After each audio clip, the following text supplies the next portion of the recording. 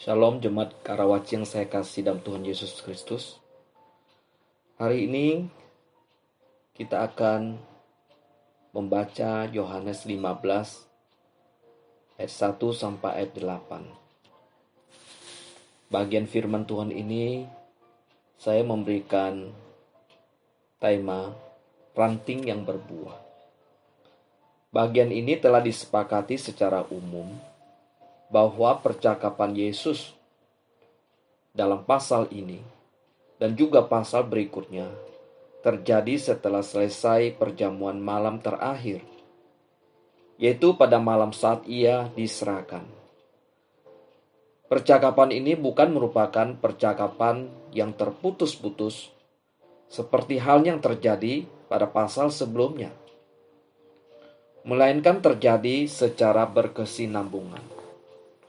Pokok pembicaraan Yesus adalah perpisahan dan mempersiapkan pengikutnya menjadi murid sejati yang mempunyai pengaruh terhadap dunia. Di awal pelayan Yesus, dicatat oleh Matius, Yesus berkhotbah menekankan buah yang baik yang harus dihasilkan setiap pengikutnya. Yesus berkata, "Dari buahnya lah kamu akan mengenal mereka. Dapatkah orang memetik buah anggur dari semak duri atau buah ara dari rumput duri? Demikianlah setiap pohon yang baik menghasilkan buah yang baik, sedang pohon yang tidak baik menghasilkan buah yang tidak baik." Namun di akhir pelayanan, Yesus kembali berbicara mengenai buah yang harus dihasilkan oleh murid-muridnya melalui sebuah perumpamaan mengenai pokok anggur. Tampaknya dari seluruh pelayanan dan apa yang dilakukannya bukan sekedar untuk mengisi waktu supaya kelihatannya ada aktivitas dan ada kesibukan. Namun dari seluruh tindakan, Yesus mengingini murid-murid bertumbuh dan menghasilkan buah yang dikehendakinya. Yesus adalah pokok anggur yang benar. Dan orang Kristen digambarkan sebagai ranting-ranting dari pokok anggur. Ranting-ranting yang menyatu dengan pokok anggur akan mendapat nutrisi dari sumbernya, sehingga harus bertumbuh dan menghasilkan buah. Kristus adalah akar. Akar itu memang tidak kelihatan, sebagaimana juga hidup kita tersembunyi bersama dengan Kristus. Namun akar itu menopang pohon, menyebarkan sari-sari makanan yang dibutuhkan ranting-ranting untuk bertumbuh dan menghasilkan buah yang baik. Saudara, dalam Kristuslah terdapat segala sumber bagi kita. Dalam menjalani kehidupan ini, Ia adalah sumber hikmat dan kekuatan, sumber kasih karunia dan segala berkat. Ia memelihara dan menopang kehidupan kita, baik pada waktu dalam keadaan lancar ataupun pada waktu dalam keadaan kesulitan. Tuhanlah sumber penolong dan kekuatan bagi setiap kita. Melalui perumpamaan ini, amanah yang disampaikan adalah menghasilkan buah dan selalu tinggal di dalam Kristus, supaya kita terus berbuah bagi Tuhan. Kita harus berbuah. Dari pokok anggur, kita mengharapkan buah anggur yang baik. Dan dari seorang Kristen, kita mengharapkan kekristen sejati, serupa dengan Tuhan kita, Yesus Kristus.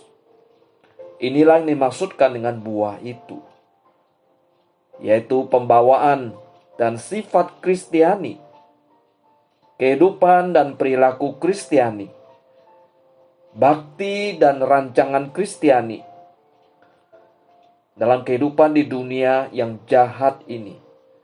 Kita harus hidup saleh dan memuliakan Allah, berbuat kebaikan, memberikan teladan hidup kepada dunia ini. Inilah yang dimaksudkan dengan buah yang dihasilkan. Ayat 2 mengatakan demikian. Setiap ranting padaku yang tidak berbuah, dipotongnya. Dan setiap ranting yang berbuah, dibersihkannya, supaya ia lebih banyak berbuah. Mungkin akan ada banyak orang yang menjadi ranting-ranting dalam Kristus, tetapi tidak menghasilkan buah. Jika mereka dipersatukan dengan Kristus melalui iman, seharusnya mereka menghasilkan buah-buah rohani. Galatia 5 ayat 22, 23. Di sini adalah buah-buah roh yang dikatakan oleh Rasul Paulus.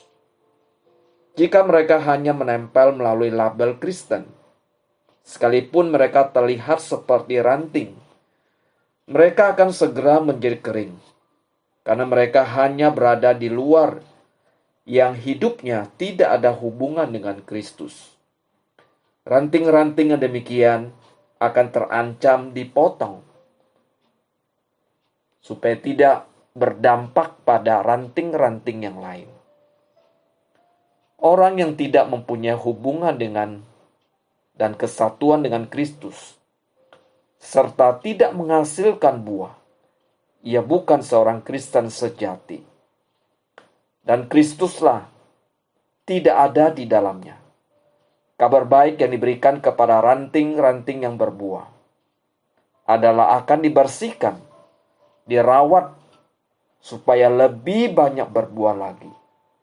Perhatikan, upah bagi orang yang berbuah adalah kemampuan untuk lebih banyak menghasilkan buah lagi.